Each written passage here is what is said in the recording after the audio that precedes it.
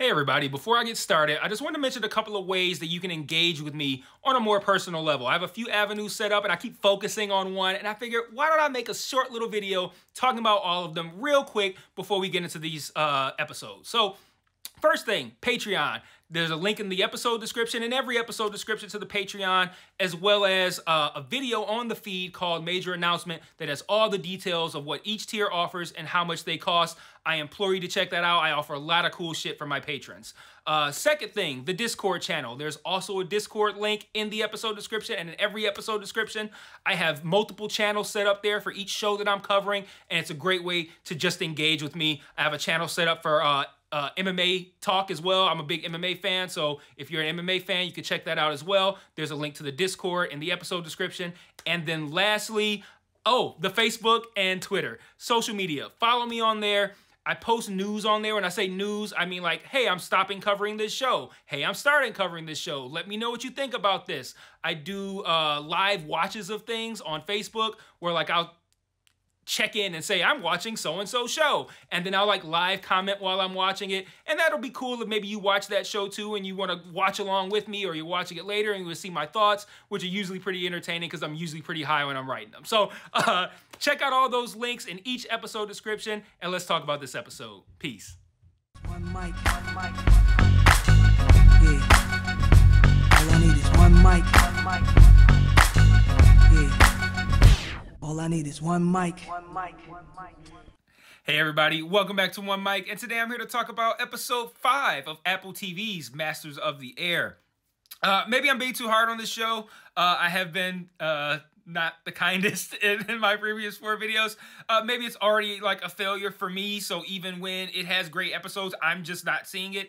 But for whatever reason, like while this was a fine episode, it felt exactly the same as the first 3, with the same structure, the same predictable patterns. Like episode 4, I was kind of hard on it, but its finest moments were the scenes of Quinn's adventures being smuggled out of Germany. So of course that plot line is abandoned altogether this week to return to, here's our mission, up in the sky, flak, fighter planes, people die, we come back, we debrief, wash, rinse, repeat. Every week I ask myself, why is this just not working for me? And I've obviously already honed in on it not being like I said, grimy enough and dirty enough and feeling like I'm in the gutters and the trenches and shit. But I think it's that combined with the fact that the battle scenes are pretty much all the same. Like in any ground-based battle scenes that you would have against, say, Band of Brothers, you could change all sorts of factors. Like when you change the setting, like you could change like the scenery and the experience. You can have, one battle be in the snow,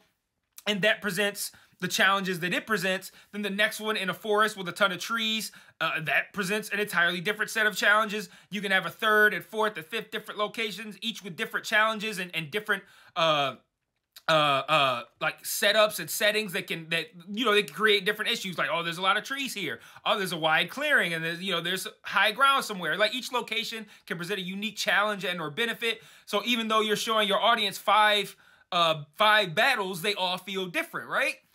This shit is in a plane in the sky. That's it. The plane looks the same every time. The sky is blue every time. There's no scenery. There's not any mountains in the sky. Like it's just clouds and blueness, and that's it. Then every time they're approaching their target, like it's like all the same shit. Here comes the flak. Then here comes the fighter jets. People start dying. They drop some bombs. They return home. They debrief. Did you see any shoots? And it's the same thing over and over and over and over. And it's just not working for me. It's like a gripping television show. Like, it reminds me, there was some idiot in the comments that was like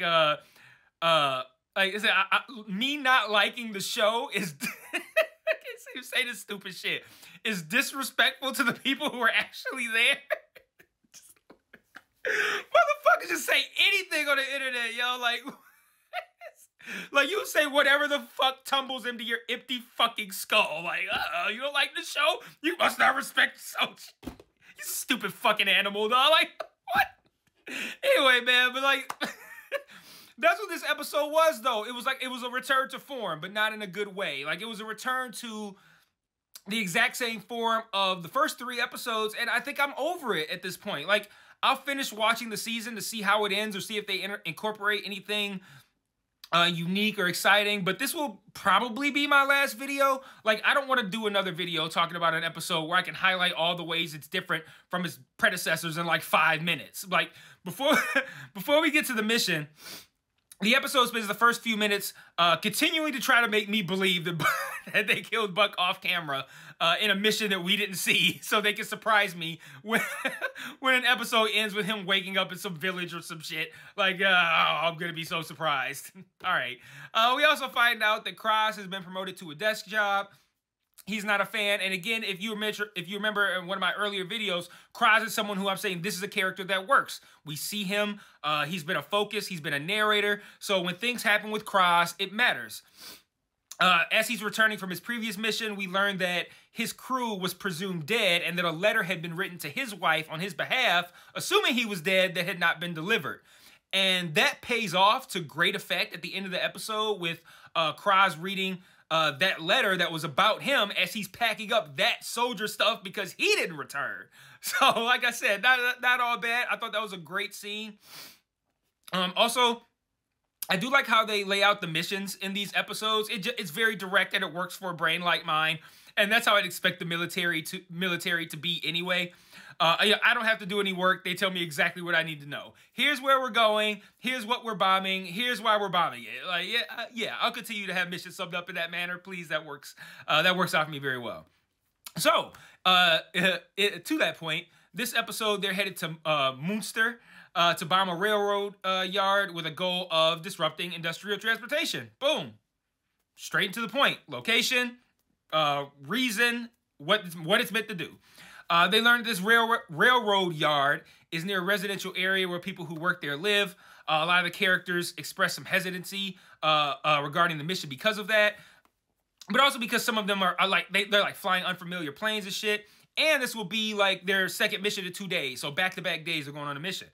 Bucky is, of course, predictably very like, it's war. I don't give a fuck who dies. We're here to drop bombs, because he's upset about Buck and won't talk about it. Like, we're very surface level stuff here, folks. Like, stuff you've seen done a lot of times before, often better. Like, yeah, he's upset about Buck, and this is how he's choosing to show it, the same way it's been depicted every other time. They get up in the air, and like I said, they no pun intended, they go on autopilot and give us the same old, same old. We learned they're only sending up 17 planes. They lose 4 before anything even happens due to mechanical issues, and then, like I said, wash, rinse, repeat, flak, fighters, injuries, death. It wasn't all eye-roll inducing, though, not at all. They did do some cool stuff during these scenes. I liked how we get to see Bucky's team jumping out of the plane firsthand. I thought that was, those scenes are really cool. They hadn't done that yet on the show. I can't recall seeing any we're jumping out of a plane scenes that felt as real as that one did. Like, that was really cool. Side note on that, how come no one in the debrief asked about Bucky? Like, I thought that was kind of weird. Like, they did the debrief all that time. They asked about all these different crews. They had to do like, no, we don't have any information, and no sightings and no findings. I don't know, whatever they were saying. But Bucky's team had shoots and everything. Like, that felt important. But we don't see what happens with his entire crew. But it looks like Bucky landed somewhere that's going to cause him to have to go into hiding. This plot line with Bucky, I'm with that. I'm excited for this. I like it. This is an opportunity to show us an aspect of this experience that has rarely been shown and that I didn't know I needed. Like, what happens to a pilot who ejects from their plane over enemy territory? Like, I look forward to seeing that, like, that aftermath depicted. Like, you know, generally that's it. Like, we watch a movie or a TV show about war and somebody ejects from their plane. Once you see their parachute, you're like, well, that person was okay. And then, like, we don't really see anything else. Like, so the idea of, like, this guy dropped down behind enemy lines and who knows where, and now he has to, like, figure out where he is, figure out if these people are wherever he's at, if they're harmful to him, all this kind of shit. I like this. Like, this, I'm looking forward to watching this. Like, this is enough. Like, this will get me to watch episode 6. Like, I wasn't gonna not watch it, but, like, I still suspect I probably won't release any more videos, but I'm intrigued enough with what I know about Bucky, what I suspect we're gonna find out about Buck, and then the Quinn stuff. So, like, I'm intrigued enough to keep going. But we're getting this a similar thing from Quinn's storyline already, but now I expect to see an entirely different version of this with Bucky that I'm expecting will also go in an entirely different direction. This is similar to how I said ground battles benefit greatly from the change of scenery. We now have Quinn. Oops, what did I just do? We now have Quinn and Bucky in the same situation, but can tell two entirely different stories. The sky is just the sky, and the plane is just the plane in those plot lines. Another positive, once they got down to the last plane, I thought that was some great stuff too. Like, I love the moment when they're coming to the realization that they're the only ones left, and like they're all looking around and they're like, I don't see nobody.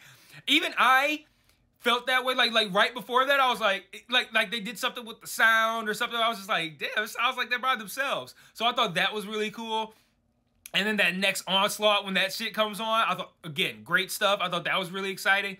It made me think, too, like, once they finally got back to base, like, can you imagine the survivor's guilt that those people are living with, being the only plane of 17 to survive, and then the pilot was, like, entirely unharmed, like, because they had a couple injuries. Like, you're not only one of 17 planes, but you also were uninjured? Like, the survivor's guilt got to be off the meter for these people. Like, and not just the survivor's guilt, but just like the immense loss. Like, it's the debriefing scene in this episode is brutal. Like, you get scenes, you got the scene I mentioned earlier with Cross reading that letter, and then these debriefing scenes. Like, the episode ended very strong.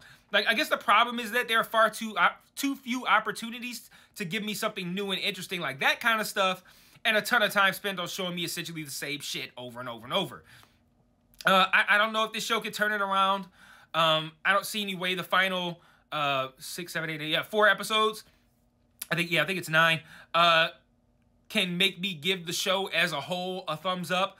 But it does have the potential to finish strong with Quinn and Bucky storylines, trying to make it out of enemy territory and whatever they have planned for Buck. Again, I refuse to believe that he's dead. Whenever they show us what happened to him and what they have planned for him moving forward, that'll go a long way to determining how the show finishes. Like I said, I'm on the fence about continuing coverage. I'm leaning towards not. We'll see what happens. I'm actually going to go watch episode 6 right now. But, you know, with Constellation having started up on Apple, Shogun coming on FX this week, I might not have time to dedicate to recording videos for a show that I'm just not enjoying that much. So we'll see. But until next week, maybe not. Peace.